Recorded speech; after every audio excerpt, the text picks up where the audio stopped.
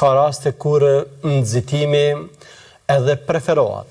Dietarët kanë përmendur disa raste kur preferohet nxitimi dhe ne sot me lenin Allah te bareke ve taala do të përmendim një këshill të një asketit të dalluar, Hatim el-Asam, i cili ka përmendur 5 raste në të cilat është e preferuar që të nxitohet.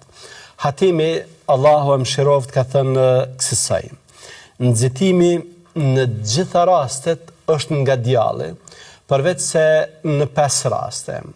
E para, shtrimin e sofrës për mysafirin; e dyta, përgatitjen e të vdekurit; e treta, martesën e beqareshës; e katërta, kthimin e borxhit; dhe e pesta, pendimin nga mëkati.